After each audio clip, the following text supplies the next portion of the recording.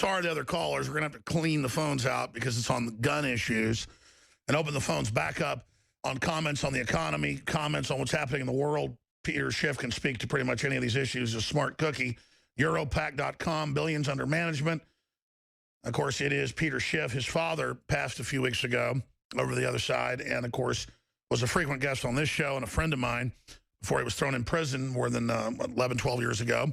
And he died basically as a political prisoner for a long time, basically denied medical care, then still chained down basically to the moment he passed.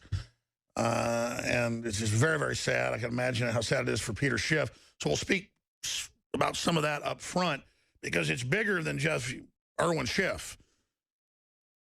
We're not just remembering a patriot that wrote best-selling books exposing the IRS and the Federal Reserve. Basically sounded like Ron Paul, and they put him in prison for it.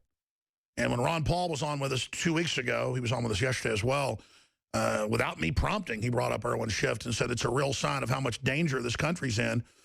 Then they had a bunch of publications like Media Matters, Right Wing Watch, you name it, make fun of Ron Paul. We have record numbers of whistleblowers in prison. We have record numbers of journalists in prison. Now a section of the TPP, Trans-Pacific Partnership, came out. It's even worse than we thought. Arrest whistleblowers, journalists worldwide. I mean, this is getting bad. But it's okay because the so-called left can make jokes about it all day. And don't think when the right wing gets back in, the rhino types, they won't be just as bad. I've never seen liberals act like this. They just act so totalitarian. It's funny to them. Again, they made fun of Ron Paul in a bunch of publications. And with a straight face, can you believe he says America is in a tyranny and is getting worse because we put Irwin Schiff in prison? I mean, people say if a Nazi Germany came here, if Soviet Russia came here, or Alexander Solzhenitsyn got locked up, we'd do something about it. It can't happen here. Well, you know what? It is happening here. They put him in prison for writing books calling the federal government a mafia. And the judge said in the Las Vegas Review-Journal, I'll never forget, you're being put in prison because you were told last time not to write these books or sell these books. I mean, imagine being a judge saying, you can't put this book out in America, whether it was true or not. That's like Kevin Trudeau. I don't agree with some of the stuff in his books. I read several of them. Some of it was true, some of it wasn't. But if they can lock him up for writing natural cures they don't want you to know about, they can lock anybody up. But the case with Schiff, what he said was accurate. And then they said, we'll let you out of prison, or we'll keep you from going to prison. You just got to recant all this. Well, he wouldn't do it.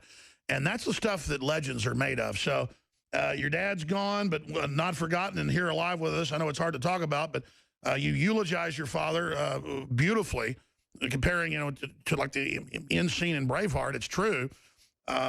In what you wrote there at Europac.com, we also posted it. A lot of other big sites posted it. But what would you like to say about your dad? I mean, you heard my rant about it. It really makes me sick, and it makes me angry.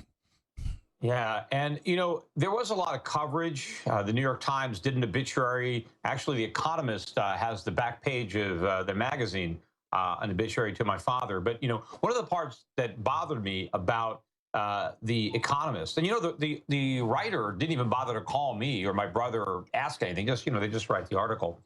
But if you look at the final paragraph, the inference is that, hey, my dad got revenge because he got to live out his final years, on the taxpayer. Like he got a nice place to live. That's and he sick. got free room and board and medical care. And I've even seen some other articles written from that perspective that, hey, he wasn't paying taxes, but all of us people who were supporting him in, the equivalent of an old age home, except better because, it was supposedly a country club type facility. Now, these people never actually visited my father. You had no idea the conditions under which he was living. It is not club fed. Maybe they used to have institutions like that a long time ago, but they don't have them anymore. And that's not where my father was. And the really bad part about it is, remember, he was moved from a relatively, low security facility, convenient to me and my brother and other relatives who could regularly visit him. And he was sent first to a facility in Indiana, in Terre Haute, and then to this one in Texas, in Fort Worth.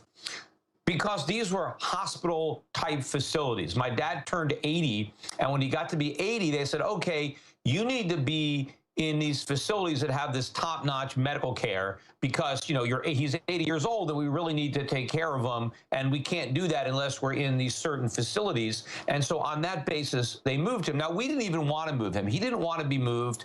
Nobody wanted to move him.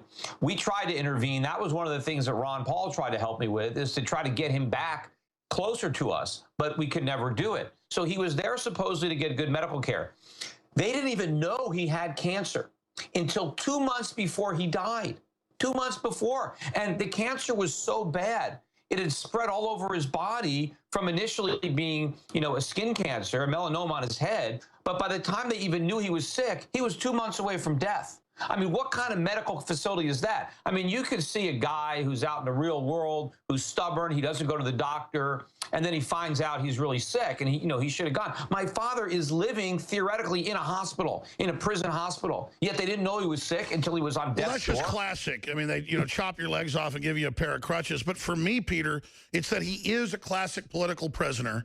He didn't do anything, and that tells me none of us are safe. It shows how sick the federal government is, how out of their minds they are. Yeah, he is in jail. Look, they accuse him of violating various laws. It's not he's just in jail for writing a book, but of course, writing that book is one of the reasons for the severity of the sentence. Well, they raised it. I remember the judge raised the book. Yeah, well, the judge didn't have to give a 77-year-old man 14 years. I mean, there are people who have evaded lots of money in taxes, that get much smaller sentences than my father got. So that was to send him a message for his political stance and his exercise of his constitutional rights and freedom of the press and free speech. But in order to have been convicted of any of those crimes, the jury was going to have to be convinced, the government was going to have to prove that my father was willful, that my father actually believed what he was doing was wrong.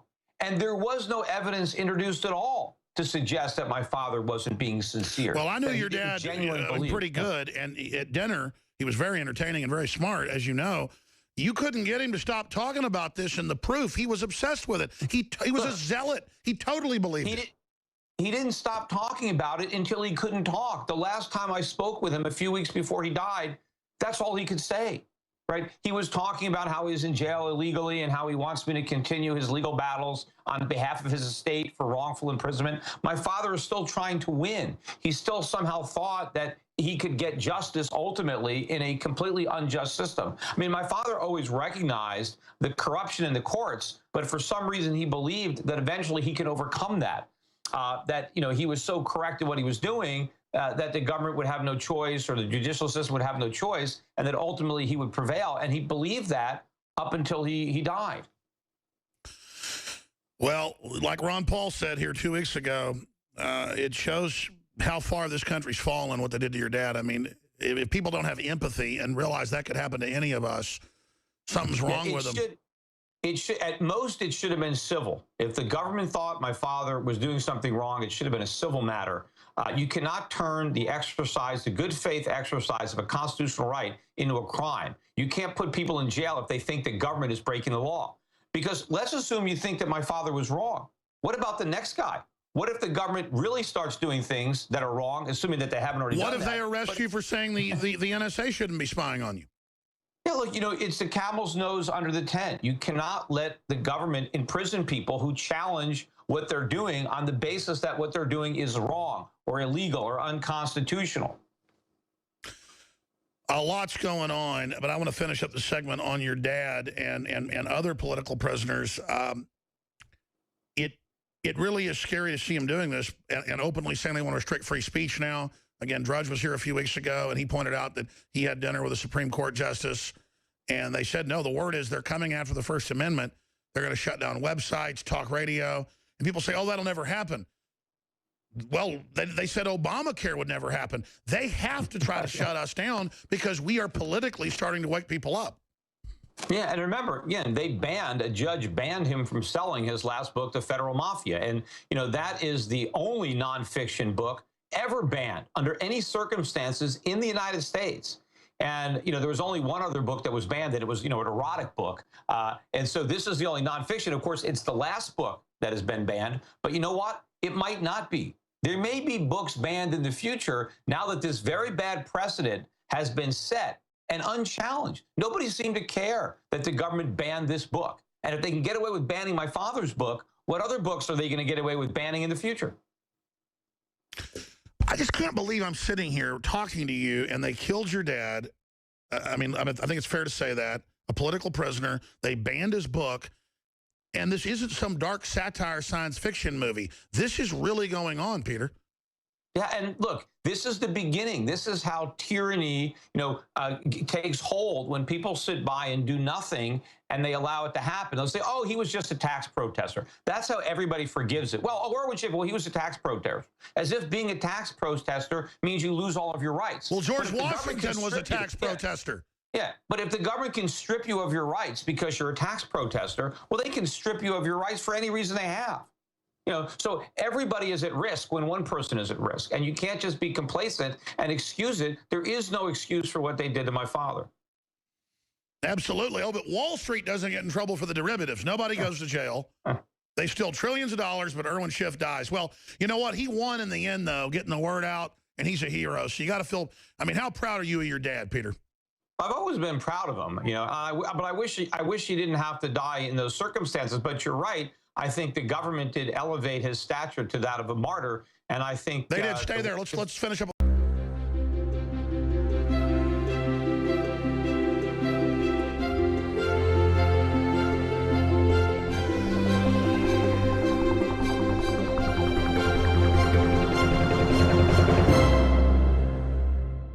I'm sorry, the other callers. We're going to have to clean the phones out because it's on, without me prompting, he brought up Erwin Schiff and said it's a real sign of how much danger this country's in. Then they had a bunch of publications like Media Matters, Right Wing Watch, you name it, make fun of Ron Paul. We have record numbers of whistleblowers in prison. We have record numbers of journalists in prison. Now a section of the TPP, gun issues, and open the phones back up on comments on the economy, comments on what's happening in the world. Peter Schiff can speak to pretty much any of these issues. A smart cookie. Europac.com, billions under management. Of course, it is Peter Schiff. His father passed a few weeks ago over the other side, and of course, was a frequent guest on this show and a friend of mine before he was thrown in prison more than 11, 12 years ago. And he died basically as a political prisoner for a long time, basically denied medical care, then still chained down basically to the moment he passed. And it's just very, very sad. I can imagine how sad it is for Peter Schiff. So we'll speak about some of that up front because it's bigger than just Erwin Schiff. We're not just remembering a patriot that wrote best-selling books exposing the IRS and the Federal Reserve. Basically sounded like Ron Paul, and they put him in prison for it. And when Ron Paul was on with us 2 weeks ago, he was on with us yesterday as well, with